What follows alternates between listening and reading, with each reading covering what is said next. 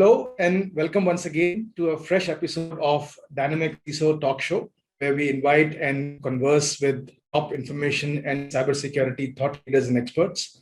Now, before I introduce my guest on today's episode, let me give a short background on the state of security affairs so that you can relate to the conversation that will follow anytime soon. Funny as it could be, but if it were measured as a country, then cybercrime, which is predicted to inflict damages to the tune of $6 trillion US dollars globally in 2021, would be the world's third largest economy, only after US and China. So imagine the extent of cybercrime that we are living in. The global cybercrime cost is predicted to grow by 15% year over year the next 5 years, and will reach 10.5 trillion US dollars in 2025. I mean, imagine India as an economy is eyeing at $5 trillion. Cybercrime globally is already crossing 10 trillion by 2025. The creation of data doesn't stop whatever the situation is. In fact, the world will store around 200 zettabytes of data by 2025, and that's a humongous ocean of data that we are talking about. This includes data stored on private and public IT infrastructures, on utility infrastructures, on private and public cloud data centers, on personal computing devices, and so on and so forth. There's definitely a huge expansion of cyber attack surface that has taken place due to remote work, due to implementation of more IoT devices and supply chains. Another very noticeable cyber trend is ransomware, which has become a default choice of weapon for cyber criminals and attackers. And also there is a growing threat to critical infrastructure via ICS or OT or IT. I mean, cyber threat convergence is now looming large. So it's truer than the truth that the digital transformation was rapidly pushed by COVID-19, and the need to move individuals working in offices to work remotely from their homes was very imminent and was felt across the world. It's estimated that the digital transformation was advanced by up to 7 years. I mean, that is very astonishing. But at the same time, threat actors and cyber criminals also changed their tactics so that they could take advantage of these changes in the during and post-pandemic disruptions. Now, to talk about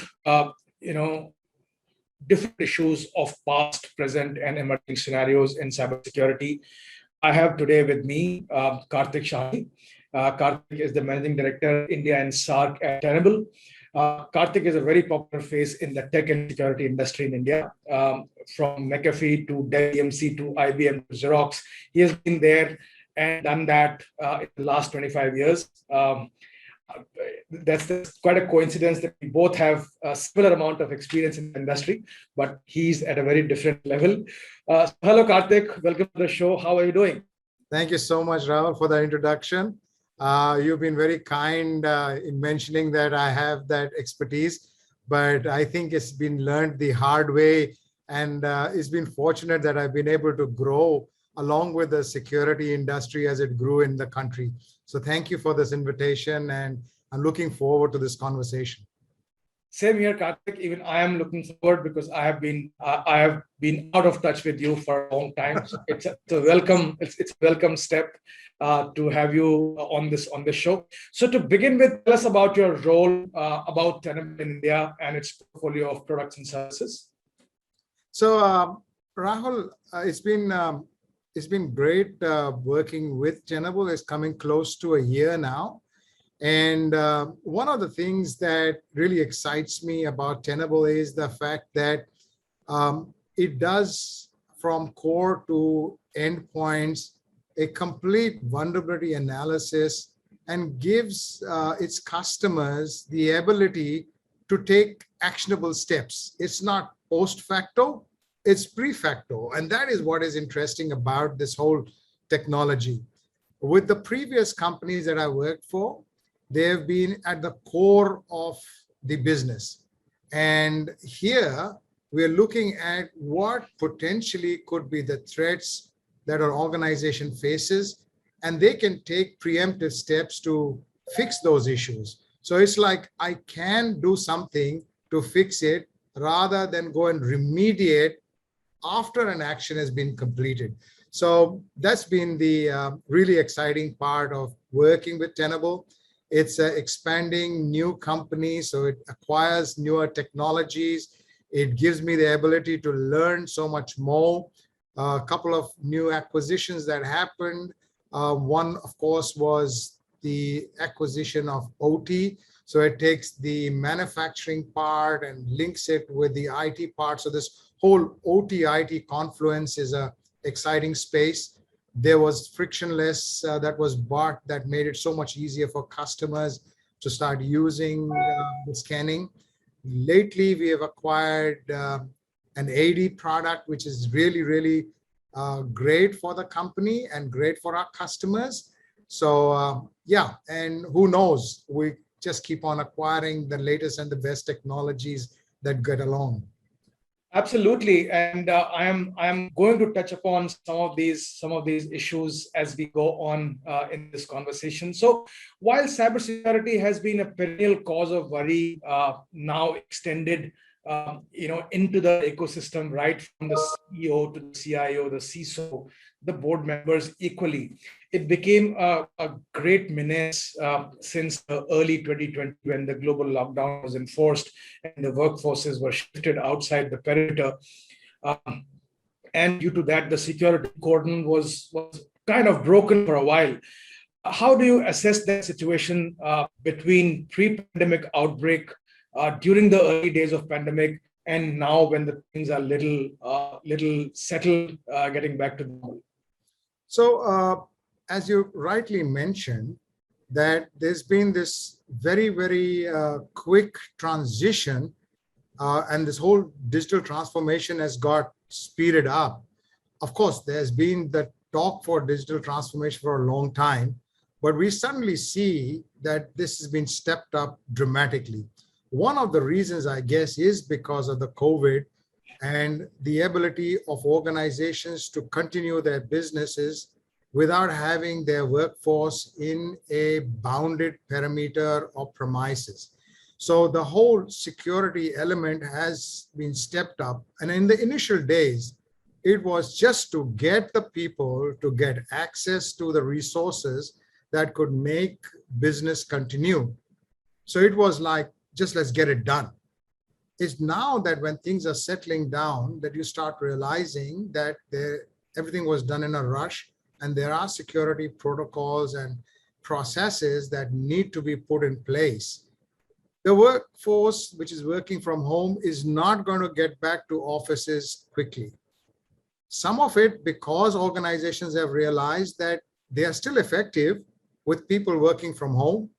People have realized that they can actually spend more hours working for the corporation rather than traveling. And cities like Bombay and Delhi, there's a lot of time that goes in that.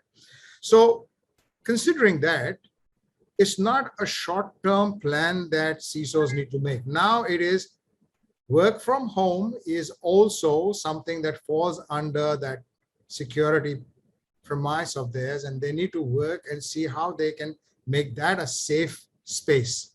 So we're involved in a lot of that and helping them with a lot of those things. And yes, that's been the major transition. Absolutely, and there were initial hiccups which were faced by a multitude of organizations. However, things, as cliched a term as it could be, things are now settling in the new normal, and alongside everything else, security is also taking its course to normalize in these circumstances. So if I ask you, how have the threats evolved, or have they evolved at all, as a result of the digital acceleration that we have seen in the last 2 years, when businesses are adopting more cloud, more SaaS-based approach? How have you seen the threat surface changing, the threat landscape changing? I would say, Rahul, it's a yes and a no. And the interesting part, if you look at the top 10 cyber attacks, they still remain pretty much the same methodology. The methodology is not a brand new methodology. It will have the same ransomware. It'll have the same issues in terms of misconfigurations.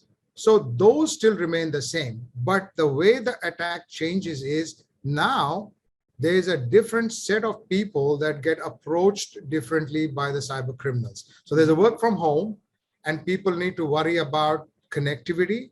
People need to worry about the endpoints that the users are working on. Are they safe? Are they not safe? So organizations now have to contend with the new normal and try and find solutions to try and fix this.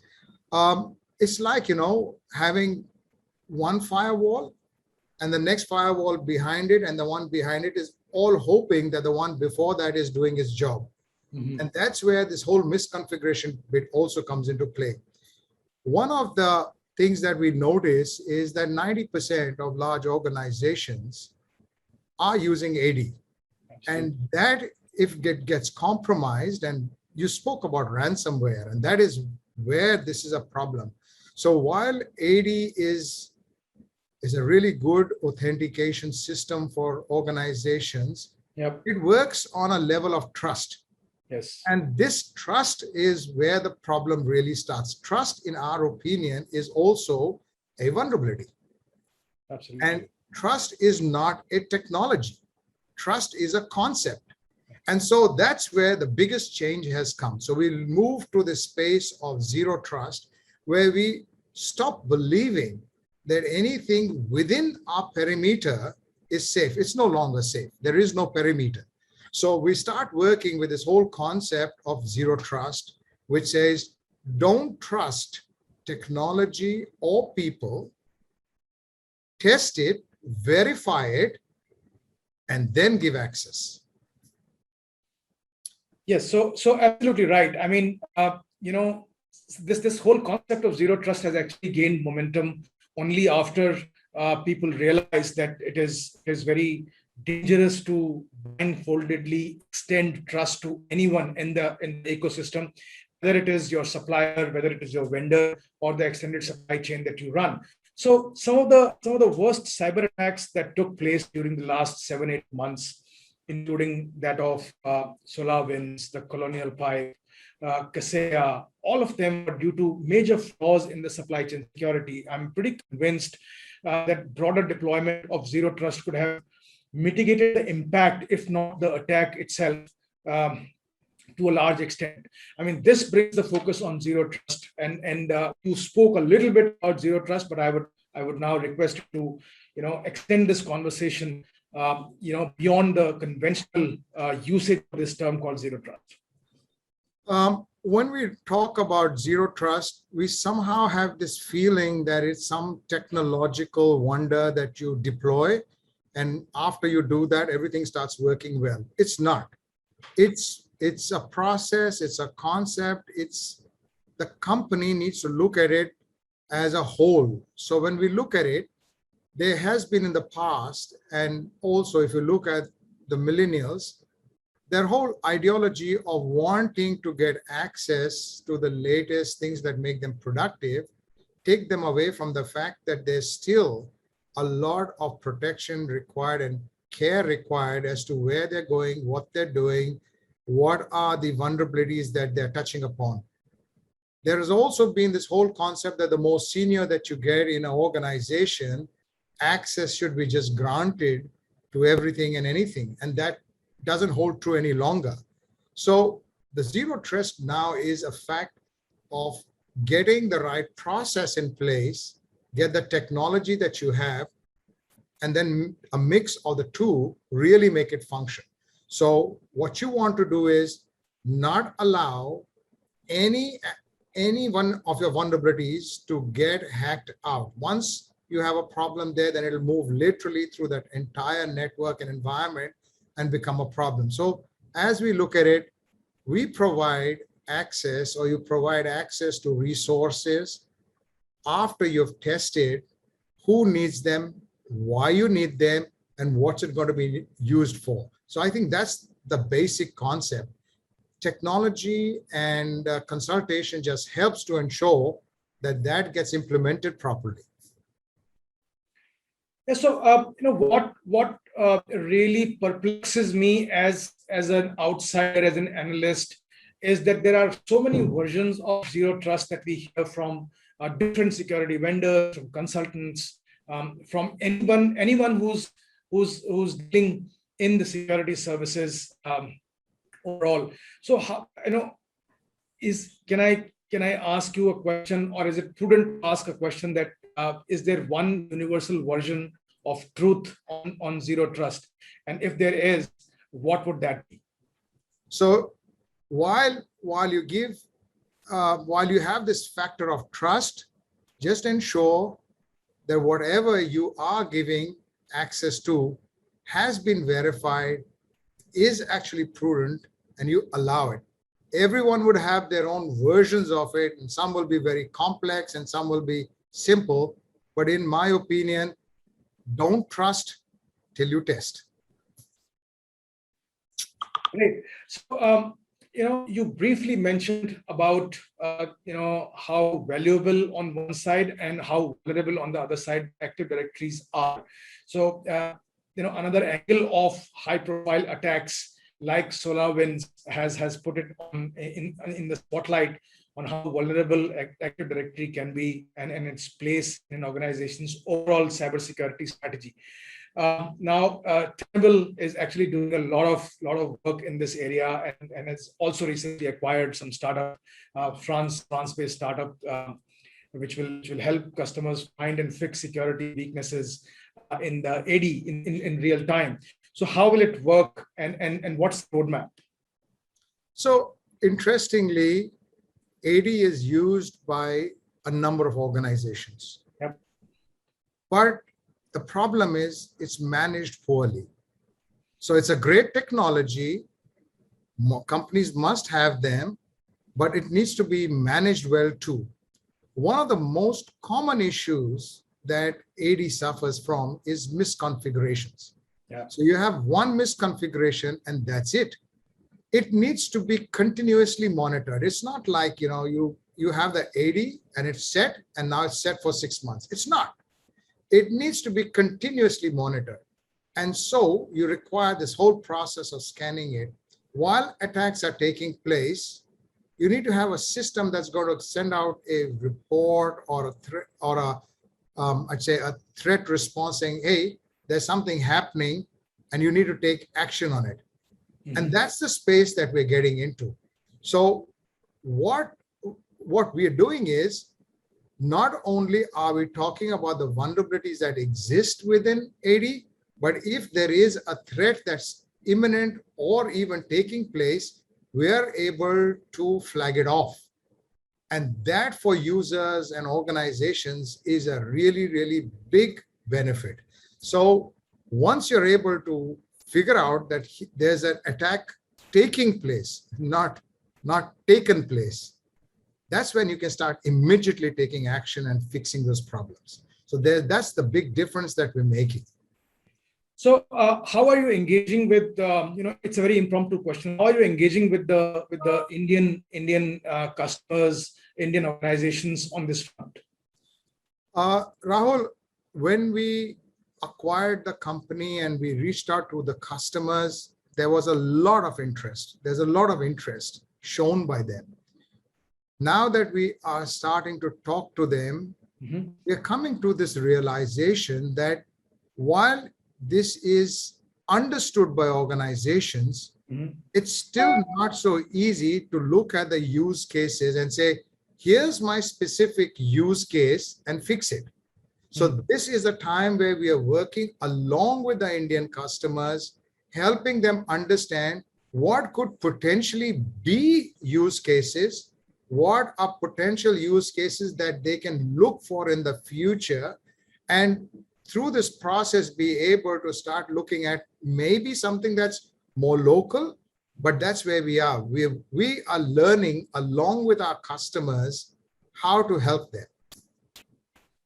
Great. So coming on to my last question for this conversation, tell us about some of the recent innovations that have happened at Tenable, and how can the CISOs and the technology leaders harness those for a better security posture. I mean, you briefly touched upon the approach of Tenable in the beginning, but if you can elaborate a little more on that. I was looking at this and I was asking myself, if I had some money and budget with me and someone came and asked me, okay, here's your money, improve your security posture. What would I do? Where would I really spend it? And that's the question with this work from home situation. And budgets went, all haywire because they got all into buying gear for the people to work from home and give them connectivity and whatever. And then there's security issues and holes. And then I get this small little budget saying, this is all that's left, but fix your thing and become more secure. What am I going to do? How am I going to find it? And I kept thinking about it and I said, you know what? Tenable is the right place, because what do? We run the scans, we figure out the vulnerabilities, we figure out the critical ones to keep your business going. And then we say, here is where you've got problems. Now, if you've got limited dollars, well, this is the space that you need to spend it first. Whatever technology you buy and whatever process you do, but at least we are helping people to get to the point where they can identify where to spend the money.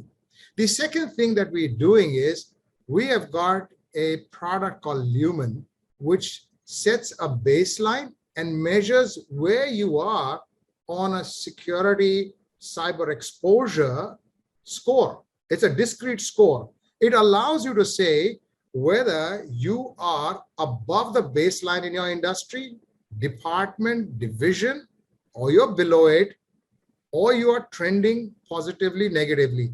That helps you get to your board and say, this was the money given to me. This is where I spent it. This is where I am, above or below, or I need more money because I'm below this baseline.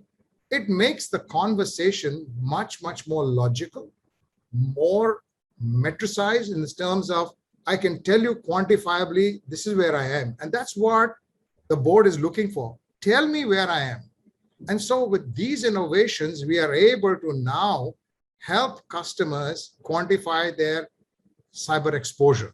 The third thing that we are doing also is not only are we on premise, but we are in the cloud, and we are providing all our partners with a brand new MSSP, which can help them deploy it instantly. It doesn't take days and years. So all these innovations are slowly there to be able to rapidly deploy, give you a view of where your organization is so that you can take the right steps to be able to do your actions. So it's what we call see, analyze, that is predict, and action.